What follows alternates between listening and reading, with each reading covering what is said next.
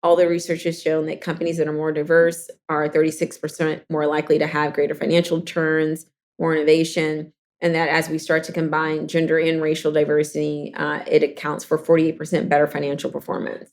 And so we know that, as we look at kind of younger job seekers as well, that DI is something that is increasingly important. And when we start to look at Gen Z, 83% of Gen Z candidates said a company's commitment to diversity and inclusion is one of the most important things they look at when choosing an employer. So I think it's really important that organizations realize that having a strong DI program is essential to hiring and retaining top talent.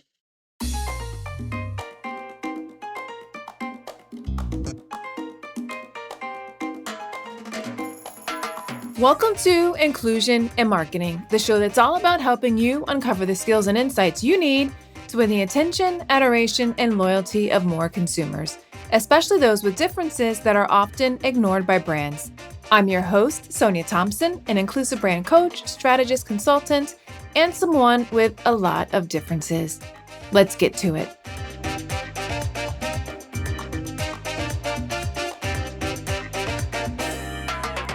Did you know that most businesses only use 20% of their data? That's like reading a book with most of the pages torn out, or paying for a coffee that's just 1/5 full. Point is, you miss a lot unless you use HubSpot. Their customer platform gives you access to the data you need to grow your business. The insights trapped in emails, call logs, and transcripts, all that unstructured data that makes all the difference. Because when you know more, you grow more. And when you get a full cup of coffee, you can do more too. But I digress. Visit HubSpot.com today.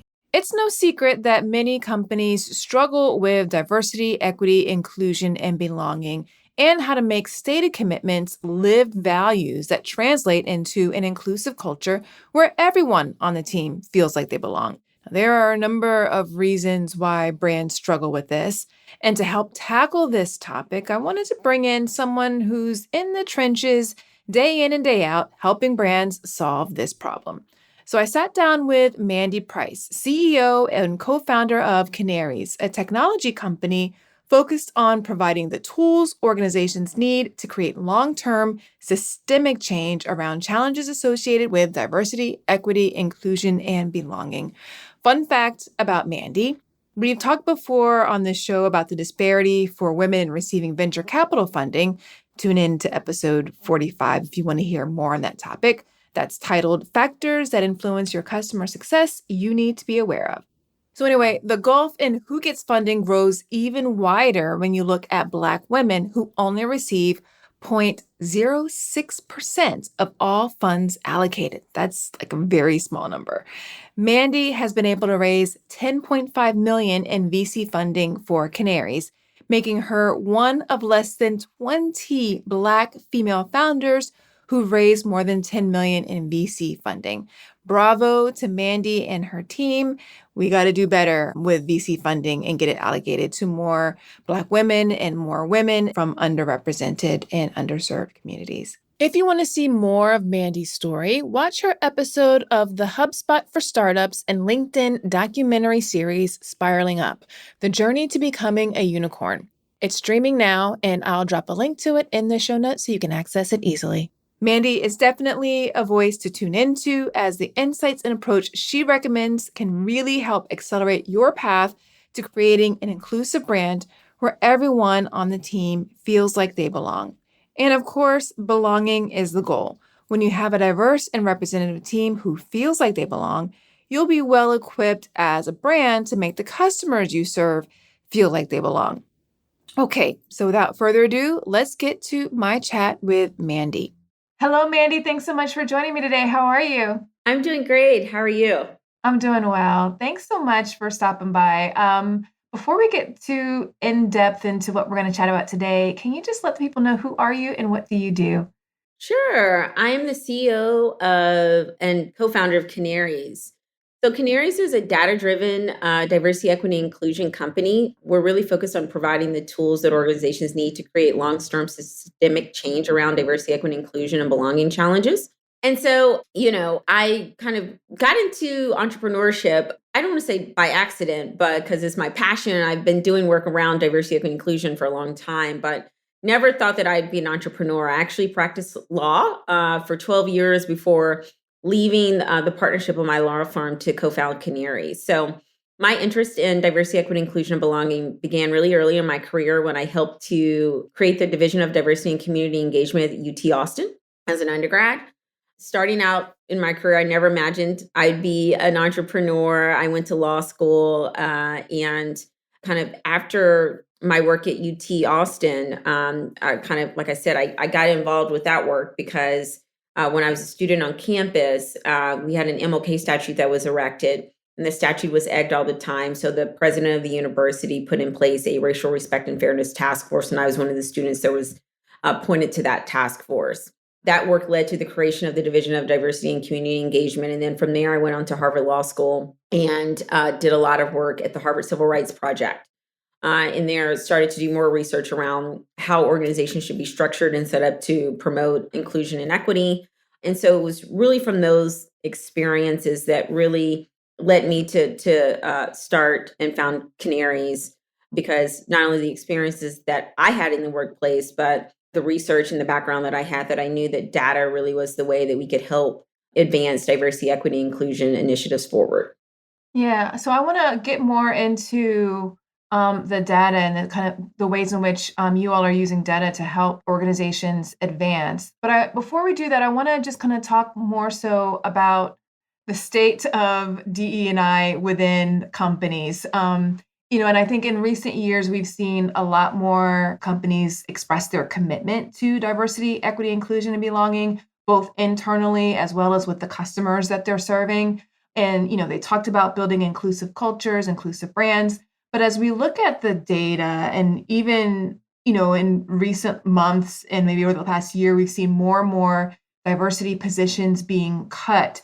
It appears that not a ton of progress is being made, but we do know that there has been, at the same time, there has been progress being made. But from your perspective and your experience, why is it that so many organizations seem to be struggling with diversity, equity, inclusion, and belonging work throughout their organizations? So I think when we talk about corporate leaders, right, which I want to differentiate from chief diversity officers, because chief diversity officers live in this field, understand the difference between diversity, equity, inclusion, and belonging. Yeah. A lot of times, because we hear those words all together, people don't really understand that they mean very distinct and different things. Yeah. And so, what we see as corporate leaders, and again, I don't mean chief diversity officers, have a blind spot when it comes to DEI, and their whole focus is on diversity. Okay. And so it takes a lot of things to have a great, not only database approach to DEIB, but we have to have a holistic strategy. And so what we see is many organizations are really focused on the diversity component. That is actually the easiest part to measure.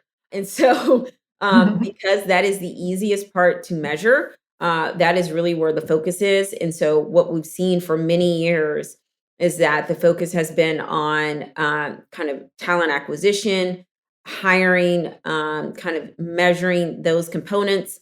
And so we'll talk to organizations and they'll talk about, oh, yes, we have a database, diversity, equity, inclusion approach. And they're well intentioned. So I don't mean it kind of, in a tongue in cheek way, but what they're doing is literally just measuring who they've hired and looking at attrition, that they don't have a comprehensive diversity, equity, inclusion, and belonging strategy. And so I think that is why we've seen some organizations really struggle. That's why we haven't seen the strides that we'd like to see, because when we start to look at where is the budget, where are the resources, where is the overall strategy, your strategy can't be just on talent acquisition. This isn't something that you're going to hire your way out of, right? We got to have a focus on the entire structure of the organization. We have to actually look and ensuring that we're measuring inclusion, equity, and belonging. When we start to talk around those elements, I can tell you, I talk to a lot of corporate leaders that are not again, chief diversity officers or chief people officers, and they say, how do we measure those things, right? Yeah. So there's even this idea of measuring those things are very foreign to them. And so that understanding idea, we can measure those things. We must measure those things in order to make progress. And what happens is if we continue to just focus on diversity as our measurement goal and kind of this focus on hiring, we're going to keep seeing what we continue to see, which is the revolving door of people come into the organization. The organization has a lot of, we call it areas of opportunity. It's like the way we like to lots of areas of opportunity as it comes to inclusion and equity. And we see that same talent leave because talent doesn't want to stay somewhere where they don't feel included, where they don't feel like they belong. And then when they start to look throughout the organization and start to look at promotional opportunities actually for their ability to really make strides and have a long-term career prospects in that organization, that they're not there, they don't stay. And so it's important that the organization really have a clear strategy behind not just diversity, but equity, inclusion, and belonging to ensure that they're seeing those diversity and those representation numbers that they want. For sure. And how, I guess, like you mentioned that you have to be able to measure those other things. How should people even go about figuring out like what are the things that they should be measuring within those other areas to know how they're measuring up or to just figure out what plans they need to be putting in place to sort of evolve their culture from where it may be right now?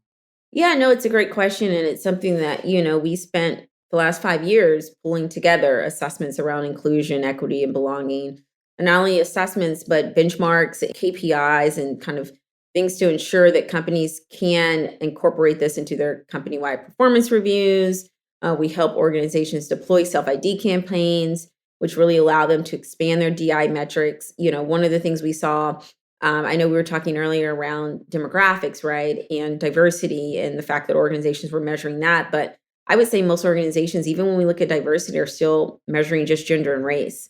Mhm. That with the majority of the organizations we're working with, we're helping them deploy self ID so that they can think of diversity and look at it from an intersectionality lens so that we can start to look at things around LGBT, religion, disability, caregiver status, and ensure that we have holistic policies and support systems in place to really understand these intersectionality factors and how they really affect the workforce. And so, as we start to think around how do you measure inclusion, equity, and belonging, I think one is understanding that it's different than an employee engagement survey, because I can tell you a lot of times when we start to talk with companies, that's the immediate thing we hear is we already do an employee engagement survey. Measuring inclusion, equity, and belonging are not going to happen through an employee engagement survey. So, kind of realizing and ensuring you have the right tools to start to measure those and understanding the importance of kind of doing this ongoing measurement, I think is one of the keys. So, I think as we start to think around, right, do we have the right measurement tools in place? Do we have the buy-in from the leadership, right? Because I know a lot of the things we were talking about earlier, we know that chief diversity officers or chief people officers may understand, right? Absolutely the need for these, but how do we ensure that leadership teams overall really understand the importance of this? And I know there's a lot of reluctance to talk around the business case of DEI, especially because it's been shown for decades, but I do think it's important, right, that we are able to, especially during times of recessions or economic slowdowns, show the importance that during any type of economic downturn, it's not the time to move away from DEI, it's the time to lean into it because of the financial benefits and the long term benefits that it's shown to have within organizations. And so I think it's so important that companies and organizations really understand the ramifications that diversity, equity, inclusion has not only to their employees, but to their entire business operations. For sure. You said something that a lot of companies are really only measuring gender and race. For those other dimensions of diversity, are companies able to capture that through self-reporting? And if so, how have people been responding to that? Like, are people in general open to self-reporting that data around sexual orientation or religion or disability or other types of some things that could be helpful to the organization in supporting them? So we do all that through the Kanarys platform. So we know that companies do it through a variety of different mechanisms. Some of them are capturing that within their HRIS systems right now. We actually advise companies not to do that to protect the anonymity of the employees.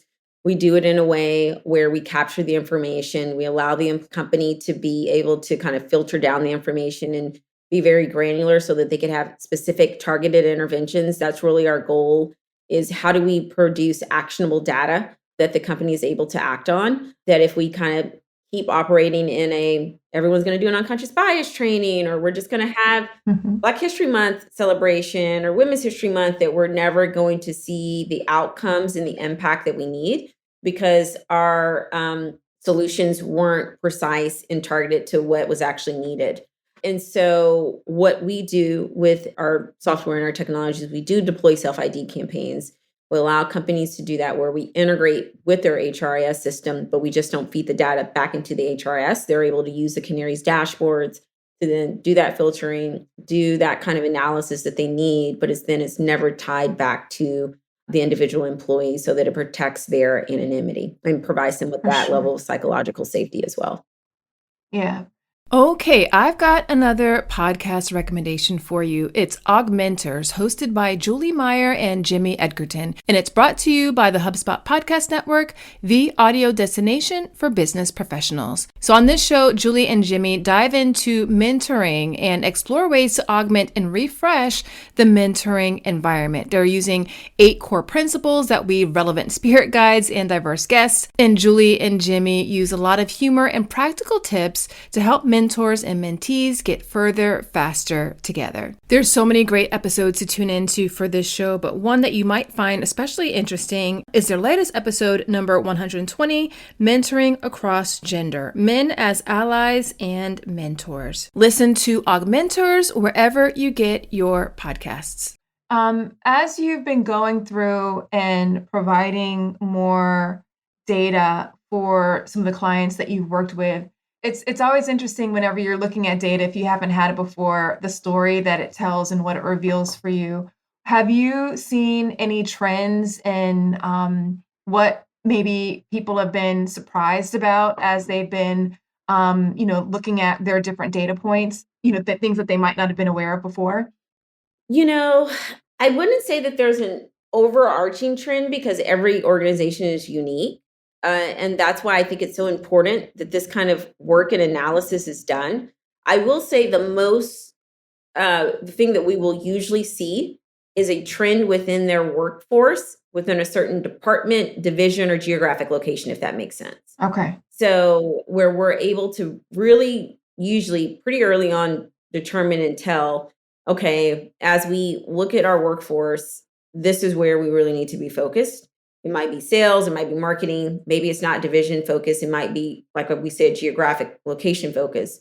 But we're usually able pretty early on to pinpoint where we need to be targeted and focused in our approach. And so I think that is the kind of one overarching thing. I would say during the pandemic, we did see some trends really around mental health support. And we were able to really be, again, that early warning and that alert for our clients, that were able to provide some additional support that they needed, provide resources early on, and ensure that they were providing kind of additional training for company leadership and supervisors and things of that nature, to be aware of individuals that may be suffering burnout or having other challenges. And so I think being able to be that first to alert allowed them to put in place not only those additional resources, but ensure that they trained people managers what to do if they saw these signs of emotional distress or pandemic fatigue, and encourage employees to start to use their vacation time. For sure, for sure. One of the things that I saw that your platform tracks and measures are metrics that are related to a company's suppliers. Now, a lot of times you'll start to see more brands thinking about supplier diversity and incorporating supplier diversity programs, which is always a good thing. But are there other things that brands should be considering beyond just the overall numbers and the makeup of the suppliers as they're thinking about, inclusion and belonging overall from the partners that they're working with? Yeah. So what we do is we are encouraging, like you said, our companies to not just think about suppliers from an MBE and a supplier diversity, but to think around how do they incorporate kind of their DEI goals, mission, vision into their entire procurement process. So we help organizations do that so that they can really understand as they're selecting any kind of vendors or suppliers are understanding their DI goals and priorities as well. And so, I think that that's really important because we know that companies want to be aligned, just as we think of ESG overall, with vendors, suppliers that share their same goals and priorities as it comes to ESG. Now, when we start to talk about diverse supplier spending, which I know is a little bit different, right? Looking at MBEs, I think it's really important that companies not only have a diverse supplier program, but they establish spending goals. So, a lot of the research that we did, not only with the Metro Atlanta Chamber, but with the Dallas Regional Chamber and some of the other chambers we've worked with, is that companies may have supplier diversity programs, but they're not measuring or tracking how much they actually spend with diverse suppliers. So with anything, right, if we're not measuring or tracking it, we're not going to improve on it. And so if we have a program, it's important that we are actually, tracking that over time and tracking not only tier one vendors, but we also track down as we start to look at tier two vendors and suppliers as well. So we found that only when we did the Dallas Regional Chamber benchmarking, that only 14% of participants had dollar goals or percentage goals. So again, that's such a large deviation from the amount that actually have programs. That is an area where we could kind of see immediate benefits is actually having companies really track their spend.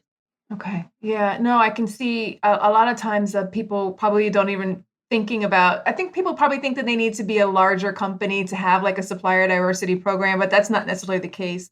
Or to have core targets of percentages, and these goals of how much you want to be able to spend with diverse suppliers. So it's helpful to think of it in that way of ways that you can actually make progress in that.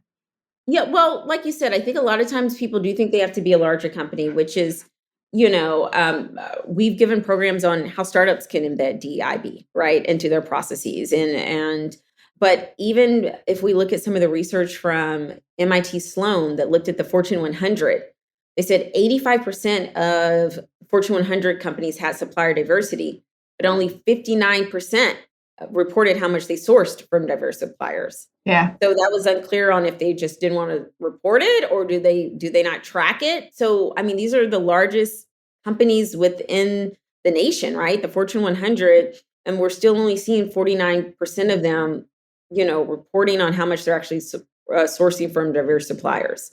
Yeah, I was doing some research and I saw a company, they were talking about, oh, we want to spend $2 billion with diverse suppliers by the year 2025. And, I was like, okay, that sounds like a really big number, but like what percentage of that, what percentage is 2 billion of how much you spend overall? Is it 30%? Is it 2%? You know what I mean? Like, because Yeah. those numbers matter. So it's, the just the actual number doesn't mean much if you don't have like the overall picture. Yeah, absolutely. Have you ever found, because I think that probably for a lot of people, using data is is newer for them when it comes to diversity, equity, inclusion, and belonging. Have you ever found that as people started to get any data and see, like what the real picture is and what the data is telling them, that it's ever derailed their efforts or slowed their progress towards building an inclusive culture, or just kind of, slowed them down a little bit? I've never heard derail their efforts or slowed them down. I've heard of people absolutely being afraid of knowing data. Mhm. but that is not changing the picture of what's happening within the organization. Yeah. It's not, so burying your head in the sand doesn't mean it's going to change what the weather is outside. And so I think it is much more, what we've seen is that we encourage organizations to really know the data and get ahead of it and be proactive instead of reactive. One of our advisors, Steve Buccarati, was the chief diversity officer for Coca-Cola for many years, that came in shortly after they had their multi-million dollar racial discrimination suit, which is at the time the largest racial discrimination settlement, and talked around the importance, right? That's why we always love when Steve is able to kind of talk with us and be on webinars, because he's the living proof of why it's important, right? To get ahead of this, to do the measurement, to do the ongoing measurement, because he came in place and had a very extensive measurement program that he put in place, because not measuring is what led them, right, to have that, I believe it was $123 million litigation. And then the Wow. government came in and they were under government decrees that they then had to report out to the US government, all these things. So that's where you don't want to be. So Right. not measuring, kind of burying your head in the sand and saying, we don't want to know what's going on, or we don't want to know the data, doesn't fundamentally change what's happening within your organization. And it really sets you up for the scenario of some type of class action lawsuit being brought against your organization. So, how do you ensure that you are paying workers fairly, that there aren't any kind of pay disparities, that there aren't any kind of underlying issues, is to ensure that you're doing this measurement, to do the audits and the assessments, so that then you're able to proactively get ahead of any type of issues. Definitely. So once people start measuring things, how often should they be evaluating their data or checking in on their data to just kind of get a pulse on how things are changing or moving over time? So it really depends on the data. There's so many different data points that we measure and track. And I think that, as we start to work with our clients and let them know to all the different things they should be measuring and tracking, because I think, again, it's this mind shift frame of measuring people to, as we start to look at, okay, we're not just talking about pay equity, right? So we may only measure pay once a year, right? But when we start to think of all the different things that we measure and track, there's different cadence for different things. So we may look at some things only once a year. We may look at other things once every 6 months. So it really depends on this particular data point that we're looking at and how that frequency needs to be measured, For sure. the cadence of it. Yeah. One other, there's so many questions that I have for you. We can keep going. But before we wrap up, I did want to understand, as you're looking at, I imagine there's a lot of data that you're capturing. How do you, or how would you recommend that people also incorporate data from conversations or more open-ended conversations that talk about more the experiences that people have, so that they're connecting maybe the stories of the people that they're serving to the actual data and the story that the numbers are telling as well? So we actually collect, and I want to make sure I understand your question, open-ended sentiment analysis as well. Okay. So that's where, like I said, usually it takes us kind of a while when we start talking to people around all the different data, because they're like, "Oh, you guys are just like downloading our HRIS data." I'm like, "No, that's not what we're doing. We do a whole bunch of data, like any possible data you can think of. We probably collect it and track it, and it's in our system." So we analyze, and we part of our assessment process is to roll out open-ended text, kind of allow employees to kind of pull out their experiences, pull that in Mhm. open-ended text boxes. We have natural language processing that then analyzes that, and so that is distilled down within to our dashboards. Nice. I think you may have been talking about customers as well, right? People, but I want to make sure I was understanding. Well, I was more so thinking about internally, but people have experiences from a customer standpoint as well. That could be, I can imagine that was helpful as well, just to know that how customers experience the brand on the other side of things. Because I think internal is the first starting point, but challenges that you may have internally are going to seep into the way in which you engage and interact with your customers as well. Yeah, no. So we don't do anything with customers, but to your point, yes, internally we absolutely open it at text. We have natural language processing, and we allow that kind of filtering and looking at it from that intersectionality basis, so that we're able to isolate and say these are the experiences that we're seeing reported from these groups in these departments, these divisions, all of that, so that we can really have a good sense of how employees' experiences are very different throughout the workforce. Sure. Where can people find you if they want to learn more? Because it sounds like you've got like just this really robust product that can help people um, just transform the way they think about and make progress towards their diversity, equity, inclusion, and belonging goals. Sure. Learn more about the work we're doing, you can follow along on our website at kanarys.com. That is Kanarys.com. Or you can follow us on social media at Kanarys Inc. And that is Kanarys Inc. All right. I will include all of that in the show notes so people can find it easily. Mandy, thanks so much for stopping by. Any parting words of wisdom for business leaders who want to use data to build an inclusive culture? I think that, we are seeing right now a little bit of a political pushback is what we've seen. But I want to say that diversity, equity, inclusion is not political. It is not only is having a diverse and inclusive workplace the right thing to do, but it makes business sense. When we think of diversity, equity, inclusion, and belonging, it's ensuring that we are having support systems in place to support employees, and that we are having that kind of human centric approach. And so I think it's so important that we ensure that companies really continue to invest in DEI, and that we know that all the research has shown that companies that are more diverse are 36% more likely to have greater financial returns, more innovation, and that as we start to combine gender and racial diversity, it accounts for 48% better financial performance. And so we know that, as we look at kind of younger job seekers as well, that DI is something that is increasingly important. And when we start to look at Gen Z, 83% of Gen Z candidates said a company's commitment to diversity and inclusion is one of the most important things they look at when choosing an employer. So I think it's really important that organizations realize that having a strong DI program is essential to hiring and retaining top talent, and that as we look at the broader ESG reporting market, we're only seeing increased reporting from a global standpoint as we start to really see kind of ESG become a more important and integrated model that's really being looked at the board level. So I think it's really, really important that companies really start to put in place these measurement components that are going to be required for them from an ESG standpoint. For sure. Thanks so much, Mandy. Of course.